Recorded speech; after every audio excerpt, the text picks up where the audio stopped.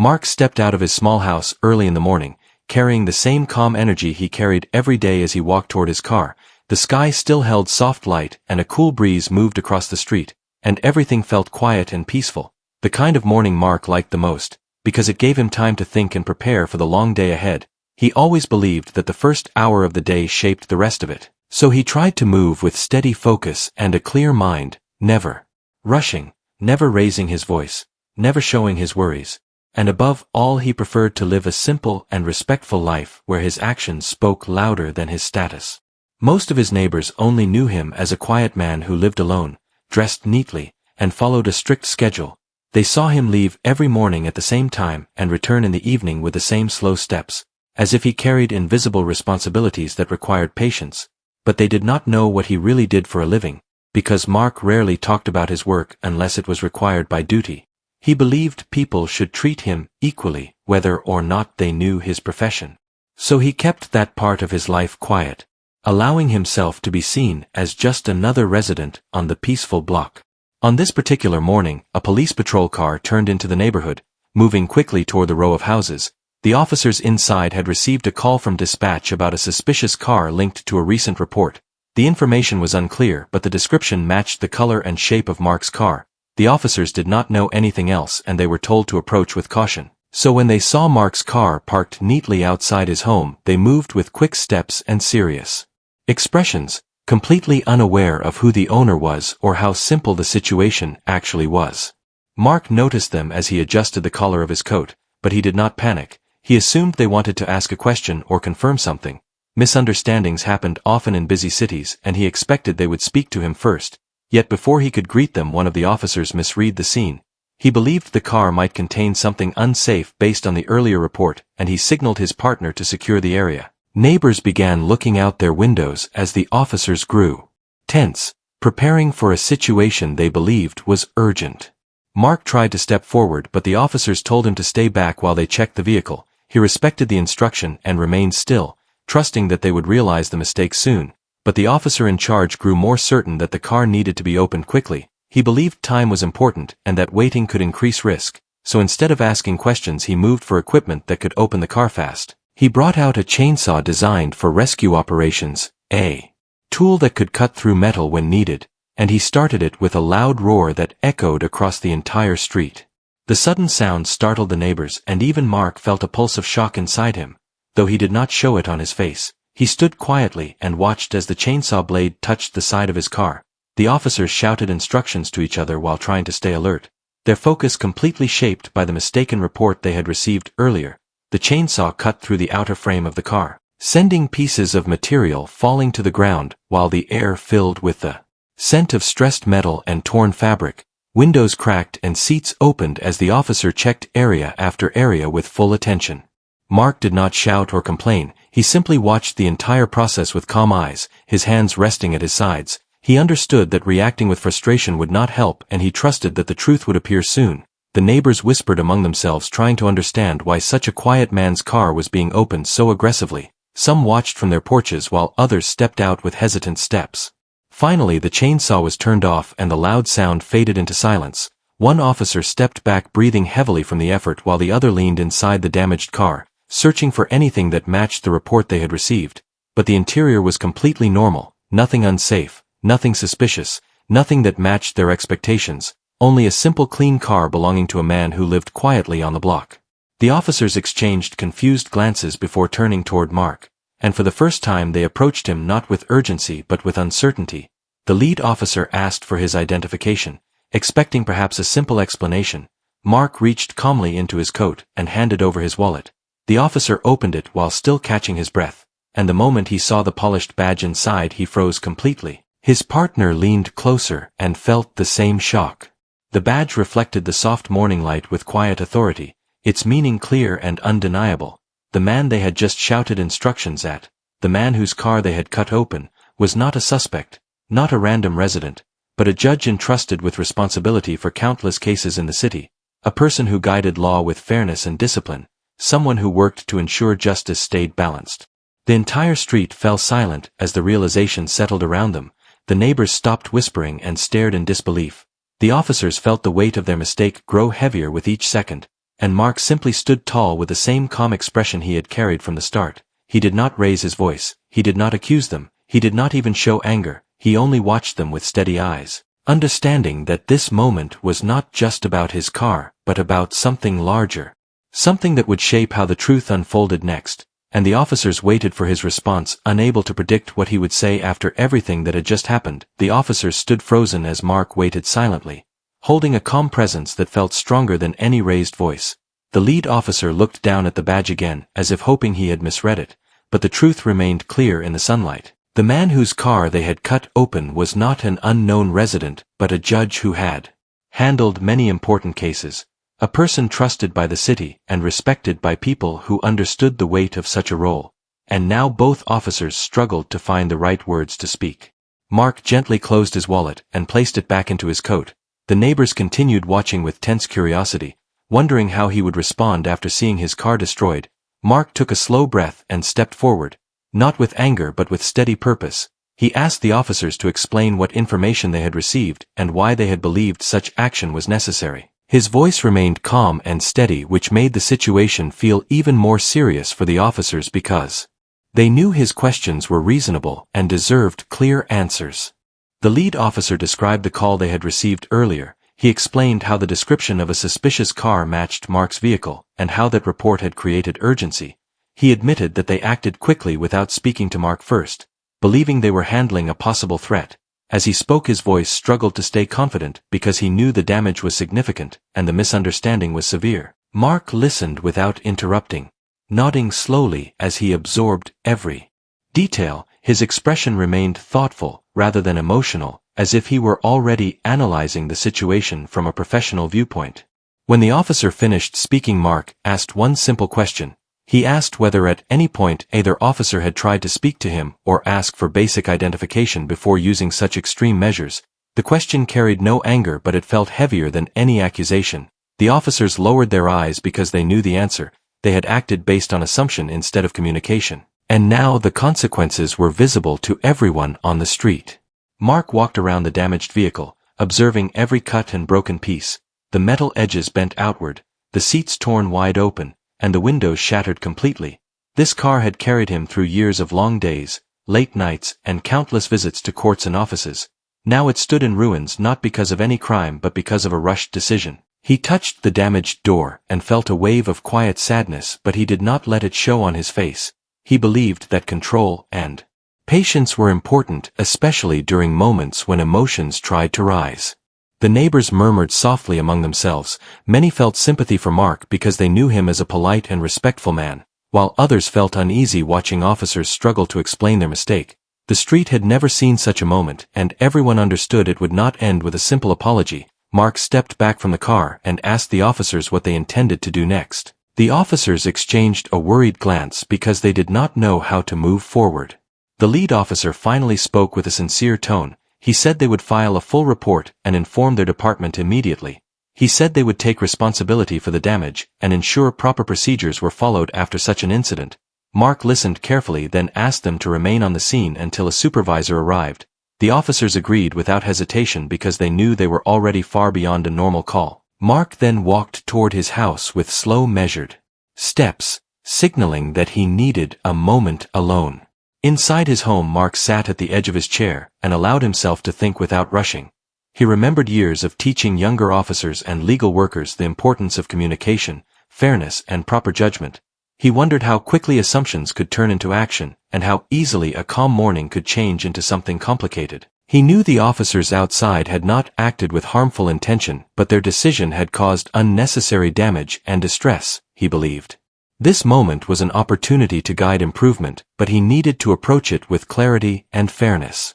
After a few minutes he stood up and returned outside where the officers still waited. Soon a supervisor arrived in another patrol car, stepping out with a serious expression. The supervisor listened to what happened and looked at the destroyed vehicle with visible concern. He apologized to Mark respectfully and said the department would take full responsibility for the incident. Mark acknowledged the apology but explained that responsibility also meant correcting procedures and ensuring better training for future cases. He wanted improvement, not frustration.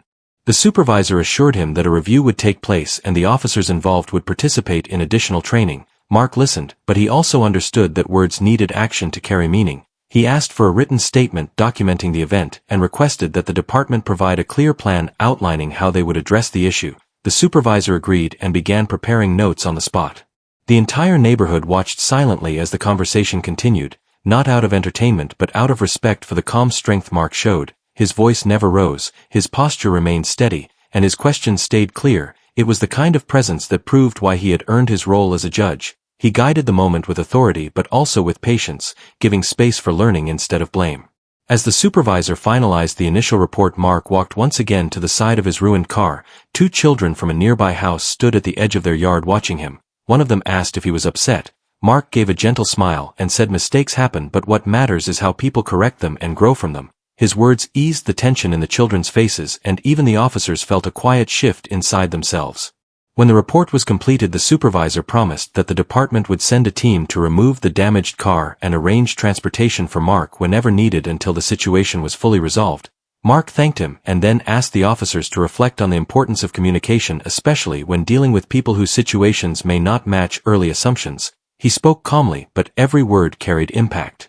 The officers nodded with sincerity, understanding that this morning had changed their perspective. They realized how easily a rushed choice could lead to serious consequences, and they felt grateful that Mark had chosen patience over anger. Once the official steps were set in motion, the supervisor asked if Mark needed anything else. Mark said he only wanted fairness and improvement, which he believed were possible if everyone worked with honesty. As the patrol cars stayed on the street and neighbors slowly returned to their homes, Mark finally took a quiet moment for himself, standing in the soft light of the rising sun. The day had begun with confusion and damage, yet he still held a sense of hope inside him. He believed that even difficult moments could guide people toward better understanding. And he knew the next steps would shape what happened from here. The news of the morning incident spread quickly through the city, even though Mark had not spoken to any reporters or shared any details himself. People talked because neighbors had witnessed the entire scene, and word traveled from one house to another until it reached someone who worked at a local office. Soon the story became a topic of discussion across many places. Not because people loved drama, but because the idea of a calm, respected judge standing beside a ruined car created by misunderstanding seemed strange and surprising. Many could not believe someone in his position had handled the moment with such patience. Mark stayed in his home for a short while after the officers left. He needed time to gather his thoughts before facing the day ahead. He made himself a warm drink and sat by the window where soft sunlight filled the room. He looked outside at the quiet street, the broken pieces of his car still lying in place while the department prepared a team to remove them. He thought about the questions that would come next, not only from officials but also from people who might want to understand what happened, yet he felt no desire to blame anyone. His goal was fairness and improvement, not anger. After some time, a gentle knock came at his door. When he opened it, he found his neighbor Maya standing there holding a small tray with a warm cup of tea. She had always respected Mark for his politeness and gentle nature, and now she wanted to offer comfort. She said she had seen everything from her porch, and she admired how he stayed calm even when the situation became intense. Mark thanked her with a grateful smile and invited her to place the tray on a small table near the entrance. She wished him strength and returned home, leaving him with quiet support that warmed his heart. A short while later, a vehicle from the police department arrived along with a tow truck. The workers carefully approached the broken car, some lifting shattered pieces while others discussed how to move it safely. The sight reminded Mark that the day was far from finished. He stepped outside to oversee the process and offered a few suggestions to help them remove the car without blocking the street. The workers appreciated his guidance and treated him with great respect. As they worked, the supervisor from earlier returned to provide updates. He explained that the department had already begun reviewing the report and planned to arrange a meeting between Mark and higher officials to address the matter formally. He apologized again and assured Mark that they would take meaningful action, not just write words on paper. Mark listened carefully and nodded, telling the supervisor that the goal was not to punish, but to make sure this mistake never repeated with someone else. The supervisor then shared something unexpected. He said that many officers at the station had already heard about how Mark handled the situation, and they felt inspired by his calm response. He explained that officers often faced stressful moments and sometimes made decisions under pressure, but seeing someone respond with patience rather than frustration had left a strong impression on them. Mark appreciated the honesty and told the supervisor that true learning began when people saw mistakes as lessons rather than failures. Once the damaged car was moved away, Mark returned to his home to prepare for court. He still had responsibilities that required his attention, and he refused to allow the morning incident to distract him from the people who needed his decisions that day. He changed into a fresh coat and gathered a few documents. Then he stepped outside to wait for the transportation the department had arranged for him. A small black sedan arrived shortly after, and a polite driver invited him to sit inside. The drive to the courthouse was quiet and steady. Mark looked out the window as the city passed by. He thought about the officers from earlier, wondering how they were feeling now. He hoped they were reflecting on the importance of communication and judgment. He did not want them to carry shame but rather a desire to improve. He believed that fairness extended to everyone, including those who made mistakes. When Mark arrived at the courthouse, many staff members greeted him with surprised expressions. Some had already heard the story and expected him to be upset. But Mark remained calm and carried the same steady energy he carried every day. He walked through the halls with purpose, ready to focus on the cases scheduled for the afternoon.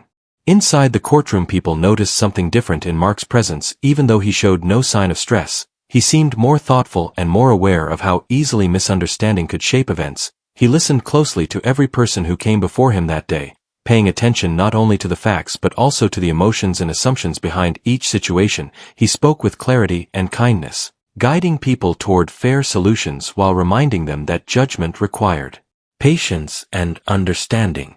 During a short break, Mark stepped into his chambers where a senior colleague named Alan entered to check on him. Alan had worked alongside Mark for many years and respected him deeply. He asked if the story he heard was true. Mark confirmed it with a calm nod and explained what had happened. Alan shook his head in disbelief but also praised Mark for his steady behavior. He said many people would have reacted with frustration, but Mark had chosen a path that inspired others. Mark thanked him and replied that people learned best when shown examples rather than anger. Later in the day, Mark received a message requesting him to visit the police headquarters the following morning for a formal meeting. He accepted the request and planned his schedule accordingly. He understood the importance of the meeting and hoped it would lead to meaningful improvement, not only for the officers involved but for the department as a whole. As the workday ended, Mark left the courthouse and returned home in the same transportation provided earlier. The neighborhood felt quieter than usual, perhaps because people were still thinking about the morning. When he stepped out of the car, a few neighbors waved at him with supportive smiles. He waved back, feeling grateful for their kindness.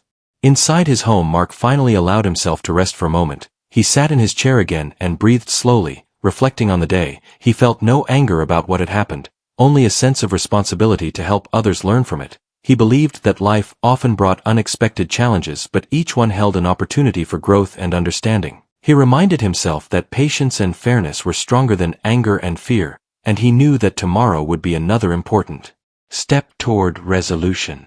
The sun had nearly set by the time Mark prepared a simple meal and thought about the meeting ahead. He felt calm as always, but he understood the importance of guiding the conversation in a way that encouraged improvement. He wanted officers to understand the value of listening before acting, the importance of asking questions before making assumptions, and the power of treating every person with equal respect. With these thoughts, he prepared for rest, knowing that morning would bring another important chapter in the unfolding events, and he trusted that if he stayed true to fairness and patience, the outcome would guide everyone toward better understanding and progress. The next morning arrived with a soft glow across the sky, and Mark prepared himself for the meeting at the police headquarters. He dressed neatly as always, choosing a calm color that reflected his steady nature. He believed that even the smallest choices carried meaning, and today he wanted to bring a sense of order and balance into a place where many emotions might rise. Once ready, he stepped outside and waited for the transportation arranged by the department. The street felt peaceful again, but the memory of the previous morning still hung gently in the air. When the car arrived, the driver greeted him respectfully and opened the back door. Mark stepped inside and sat quietly as the car rolled through the city streets. He watched people walk along sidewalks and open their shops for the day. He wondered how many of them were carrying unseen worries or responsibilities just like he was. Yet he also felt a sense of hope because every new day offered a chance to grow, learn, and choose better paths. As the car approached the police headquarters, Mark straightened his posture. He knew this meeting was more than a formality. It was an opportunity to guide positive change. When he stepped out of the vehicle, officers standing near the entrance recognized him and greeted him with respectful nods. Their expressions carried a mix of admiration and sincerity. They had heard about his calm response during the incident, and many of them now viewed him as a symbol of patience and integrity. Inside the building, the halls were busy with officers preparing for their shifts, yet when Mark passed by, a quiet wave of attention followed him. He did not walk with pride but with steady humility, acknowledging each greeting with a slight nod. Soon a senior official approached him and guided him toward a conference room where the meeting would be held. The room was large with long windows that let in bright morning light. Several officials sat around a wide table, including the supervisor from the day before and the 2 officers involved in the incident. The officers looked nervous but also ready to listen. When Mark entered, everyone stood as a sign of respect. He invited them to sit and took his place at the table with calm composure. The senior official began the meeting with a formal introduction, outlining the purpose of the discussion. He explained that the department wished to understand how the incident happened and how they could improve training and communication for the future. He emphasized that the goal was not to assign blame but to build a safer and more thoughtful approach to similar situations. Mark appreciated the tone and agreed that improvement should be the center of the conversation. The officers involved looked at Mark with sincere regret. The lead officer spoke first, apologizing for the misunderstanding and the damage caused to his car. He admitted that they acted too quickly and did not communicate with Mark before making a major decision. His voice carried honesty and a strong desire to learn. Mark listened with empathy, understanding that facing mistakes openly required courage. When it was Mark's turn to speak, he began with a gentle tone. He explained that he did not hold anger toward any of them, but he believed deeply in responsibility. He said that proper communication was the foundation of safety and fairness, and that decisions made without dialogue could create harm even when intentions were good. He reminded them that people placed trust in officers and that trust had to be honored with careful judgment and respect for every individual they encountered. The room stayed quiet as he spoke. His words carried weight because they came from a place of compassion rather than frustration. He continued by sharing how assumptions could shape actions, and how those assumptions could grow into unnecessary fear or urgency if left unchecked. He told them that listening, asking questions, and observing calmly were as important as any tool or instruction they carried. The officers nodded as they absorbed each message. The senior officials then discussed plans to improve training. They proposed workshops focused on communication, judgment, and handling uncertain situations with patience. They also suggested new guidelines requiring officers to seek verbal confirmation before taking aggressive action unless there was clear evidence of immediate danger. Mark supported these ideas and added a few suggestions of his own, explaining how clarity and respect created stronger relationships between officers and communities. As the meeting continued, the atmosphere shifted from tension to understanding. The officers began asking questions, wanting to know how they could handle similar situations better in the future. Mark answered each question with care, offering examples from his years of experience. He reminded them that true strength did not come from force but from steady decision-making and thoughtful action. His words seemed to bring relief and encouragement to everyone in the room. Toward the end of the meeting, the lead officer looked at Mark with sincere gratitude. He said that he expected Mark to be upset or angry, yet instead Mark had shown patience and guidance. He admitted that the experience had changed him and he promised to carry the lesson into every future call he handled. His partner agreed, adding that Mark's calm manner had taught them more than any training session before. The senior official then thanked Mark on behalf of the department. He explained that not many people could respond to stress with such balance and clarity, and that Mark's example would be used to strengthen future training programs. Mark accepted the appreciation with humble grace and reminded everyone that improvement was an ongoing process, not a single moment. After the meeting, the supervisor walked Mark to the exit. They spoke quietly about future steps and documentation. The supervisor also thanked him for his fairness and said that the entire department felt inspired by his actions. Mark responded with kind words, saying that everyone made mistakes and everyone had opportunities to grow.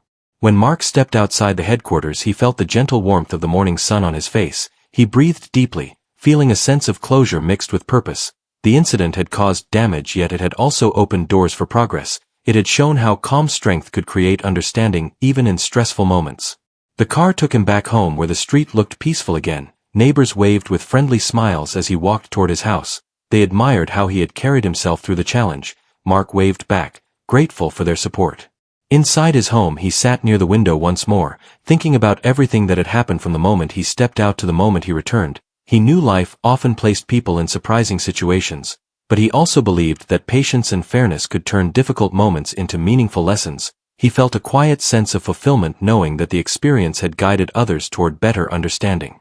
As the day continued, Mark prepared himself to return to his regular duties with renewed clarity. He knew that his role carried responsibility not only inside the courtroom but also in everyday life where people looked to him as an example of calm judgment. He promised himself to continue living with patience, kindness, and steady purpose, trusting that such values would always create the path toward harmony and growth.